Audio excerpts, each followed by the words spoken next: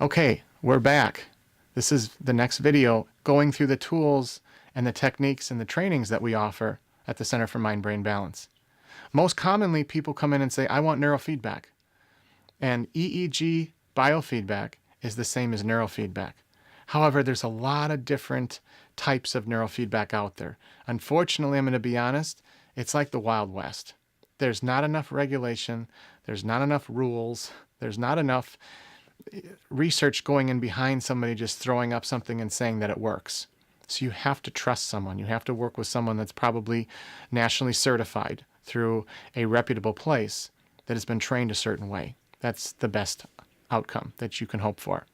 There are people learning it in a weekend and hanging out their shingle. There are people like me that have been in their second decade doing it and still learning. So buyer beware.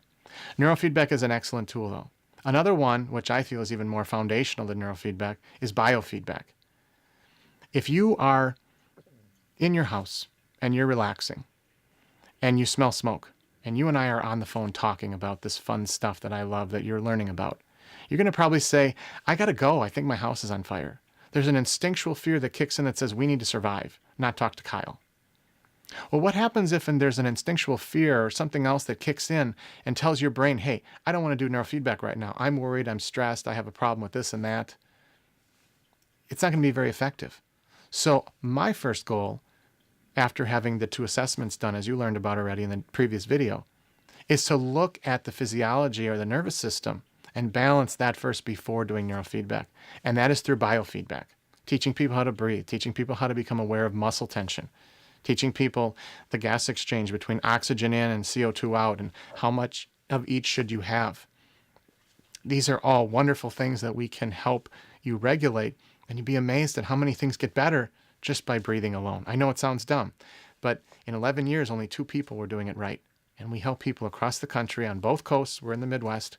And that shows that different cultures, different nationalities, different genders, different ages, different personalities, different jobs, it doesn't matter. Nobody's healthy. On top of neuro and biofeedback, another great tool we use is called audio-visual entrainment. An audio-visual entrainment is a little device that blinks lights and beeps tones. So you wear earbuds or earmuffs or headphones, and you wear these glasses that look like 1980 cheeseball Oakleys. Remember those when we all had them? For us older people, kids you may not know. They were these shiny glasses, non-aviator style. So they aren't as cool as what we have now. But the guy that builds these puts lights inside of them, and they blink at certain frequencies. Well, your brain takes in this electrical energy and creates brainwaves basically by it. Every time that you get that impulse, that is converted into electrical energy in your brain, whether it's a tone through the auditory cortex or a light flash through the visual cortex, which is the occipital area of the brain. And they work to help teach the brain to make those frequencies. Now, all of the things that we do are based on assessments. We don't just throw somebody into something unless we know it's going to help them. We don't just guess and say, oh, you should just use that. And there's some criticism of that because some people just buy it off the shelf and use it. I don't think that's enough. I think we need to look and make sure. Because I've had people that thought they were anxious and they gave themselves a frequency that helped them relax. But guess what? They were anxious because they had too much of the relaxing frequency already. Or they had one part of their brain that needed it and another part that had too much of it. That's why you look at the brain before you just throw things on. There's also something called TDCS that some people use, and that is actually a more invasive thing with giving current. There's also TMS is another thing we don't use as well at our center. There are places that do this.